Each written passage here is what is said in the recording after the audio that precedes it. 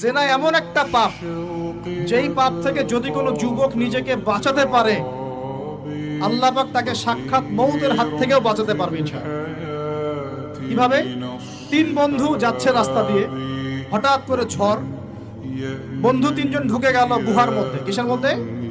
গুহায়, যে পাহাড়ি এলাকায় আপনারা থাকেন যারা, গুহার মধ্যে। হঠাৎ করে পাহাড়ের পাথর দিয়ে গুহার মুখটা বন্ধ হয়ে গেল। এখন খোলার কোনো অপশন নাই। সবাই বলছে এখন তিনজন, এখন তো আমরা বের হতে পারবো না। সবাই সবার নেক আমলের ওসিলা দিয়ে আল্লাহর কাছে দোয়া কর। কিসের ওসিলা দিয়ে? নেক আমলের ওসিলা দিয়ে দোয়া করতে হয়। হাদিস, মৃত মানুষকে ওসিলা করে তার জন্য নজর মানত জবাই করে দোয়া করতে হয়। নিজের নেক আমলের ওসিলা দিয়ে আল্লাহর কাছে দোয়া করতে হয়। আল্লাহ পাক এখন দোয়া শুনলেন। একজন বলছে, আমি আমার পিতা মাতাকে খুব খেদমত করতাম, তাদেরকে দুধ পান না করে দুধ পান করাতাম না, নিজেও করতাম না, ছেলেদেরকে করাতাম না। আল্লাহ, এই কাজটা তোমার ভালো লাগলে আজকে গুহার মুখ থেকে পাথর সরিয়ে দাও। পাথর একটু সরে গেল। পাথর আল্লাহর কথা শোনে কিনা? শোনে না?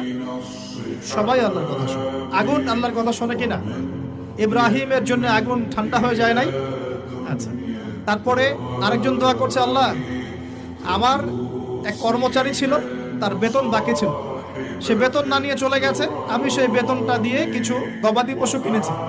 আস্তে আস্তে গবাদি পশু বেড়েছে, অনেক দিন পর সে এসেছে টাকা চাওয়ার জন্য। আমি বলেছি সবই তোমার, সব নিয়ে চলে যাবে। সে বলেছে, আপনি কি ফাইজলামি করতেছেন আমার সাথে? আমার টাকা আমাকে দেন। না, তোমার টাকা দিয়ে আমি এটা কিনেছিলাম, আজকে বংশবৃদ্ধি হয়েছে, সব তোমার, নিয়ে যাও। সে নিয়ে গেল। সে বলছে, আল্লাহ, এই কাজ যদি তোমার সন্তুষ্টির জন্য করে থাকি, আজকে আমাকে বাঁচাও। পাথর একটু সরে গেল।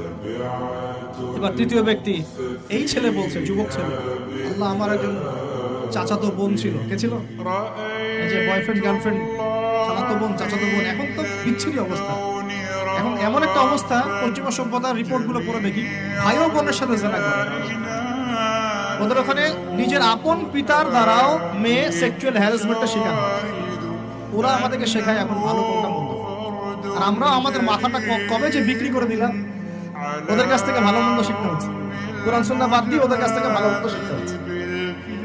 তো চাচাতো বোনকে সে খুব ভালোবাসতো, তাকে সে পেতে চাইতো, মানে তার সাথে সেক্সুয়াল সম্পর্ক করতে চাইতো। আমাকে 1000 বা 100 স্বর্ণ মুদ্রা দিতে পারো, দিনার, তাহলে আমি তোমার সাথে সেক্স করবো, মানে জেনা করবো না। সেই ছেলে অনেক কষ্ট করে এই টাকাগুলো বা এই দিনারগুলো অর্জন করে, কামাই করে, দিন রাত পরিশ্রম করে, ঠিক আপনারা যেমন করছেন না।